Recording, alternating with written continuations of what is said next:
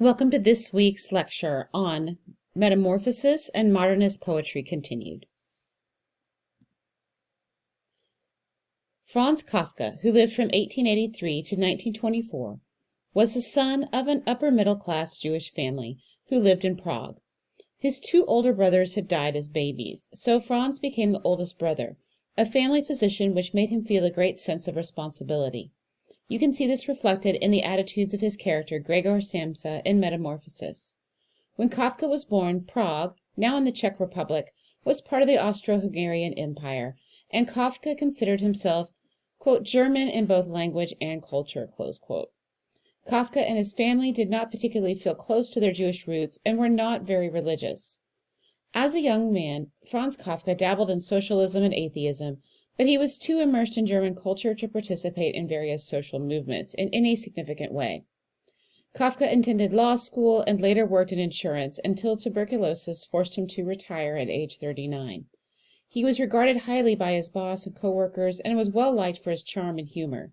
He died from tuberculosis in 1924. Kafka's novella, Die Verwandlung, which we call Metamorphosis, was published in 1915. A novella is a hybrid form in literature for which there is not a hard and fast definition. Generally speaking, it is a work that can be read in a single day, but is longer than the average short story. Many people consider The Dead by James Joyce to also be a novella. Novellas often center around one character, although of course there are other characters present. You can see an image of the original cover for the book here, as the author intended it to look. I want to say a little bit about the nature of the metamorphosis in Kafka's work. Kafka himself was very ambiguous as to the nature of Gregor's transformation. The German words used are Ungeheures, Ungeziefer. Please forgive my German pronunciation. Though my last name is German in origin, I never studied the language, other than learning how to pronounce the German words in voice lessons and consulting a Rick Steves guide when I was in Germany a few years ago. Anyway, Kafka's words, up here, Ungeheures, Ungeziefer, translate literally as sacrificial animal, but can also mean a class of nasty, creepy, crawly things. Most English translators render this as vermin, which often implies rodent in English, bug, insect, dung beetle, or roach. As you read this work, try to get a picture in your mind's eye from the text, which of course is a translation and thus an interpretation. How big is this creature? What are its limitations and abilities?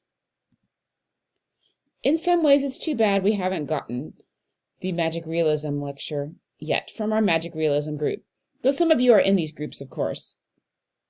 When we get to their text, think back on this work and ask yourself if Metamorphosis is in fact an early form of Magic Realism, and why or why not. As a modernist text, Metamorphosis is full of the themes of its time: alienation, loneliness, doubt, making sense of a broken world, individualism, and experimentation.